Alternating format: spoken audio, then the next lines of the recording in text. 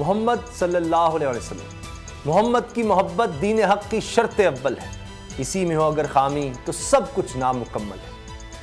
جی ناظرین، اس میں کوئی شک نہیں کہ عشق مصطفیٰ صلی اللہ علیہ وآلہ وسلم کے بغیر کیسا ایمان، کون سا مسلمان، دنیا میں مسلمان کو اگر کوئی چیز جان و مال سے بھی عزیز تر ہے تو یہی ناموس رسالت صلی اللہ علیہ وآلہ وسلم ہے، جس کے بارے میں آج قومی اسمبلی میں قرارداد پیش کی گئی۔ اس قرارداد میں اسمبلی کے ایوان نے فرانس میں سرکاری سطح پر گستاخانہ خاکوں کی بھرپور مذمت کی اور اس معاملے کی سنگینی سے تمام یورپی ممالک اور بالخصوص فرانس کو آگاہ کرنے اور اس معاملے پر تمام اسلامی ممالک سے سیر حاصل بات کرنے کے ارادے ظاہر کیے گئے۔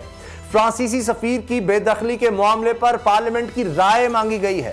ہونا تو یہ چاہیے تھا کہ اس اہم معاملے پر اپوزیشن اور حکومت یک زبان ہوتے تاکہ دنیا کو مثبت پیغام جاتا، لیکن افسوس، صد افسوس کہ ایسا نہ ہو سکا۔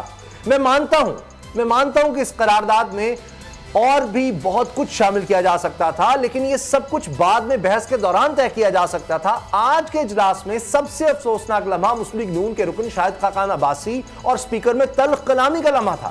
شاہد خاقان عباسی اسپیکر کے ڈائس کے سامنے جا کر کھڑے ہوئے اور انہیں مخاطب کر کے کہا کہ میں آپ کو شرم نہیں آتی، میں آپ کو جوتا ماروں گا۔ یہ معاملہ کیا تھا شاہد خاقان ہی جانے، لیکن میری ذاتی رائے ہے کہ اس اہم قرارداد پیش کرنے کے موقع پر انہیں یہ رویہ نہیں اختیار کرنا چاہیے تھا۔ نون لیگ اور جے یو آئی نے اس قرارداد پر تحفظات کا اظہار کیا ہے، یہ ان کا سیاسی حق ہے۔ دوسری طرف پیپلز پارٹی نے آج کے اجلاس کا بائیکاٹ کیا۔ بلاول بھٹو نے ٹویٹر پیغام میں کہا کہ حکومت اور مذہبی جماعت کے درمیان معاہدہ قومی اسمبلی میں نہیں لایا گیا، حکومت نے سڑکوں پر ایکشن لیا۔ بلاول بھٹو نے کہا کہ وزیر اعظم نے قومی اسمبلی میں بیان نہیں دیا اور کسی بھی مرحلے پر پارلیمنٹ کو اعتماد میں نہیں لیا۔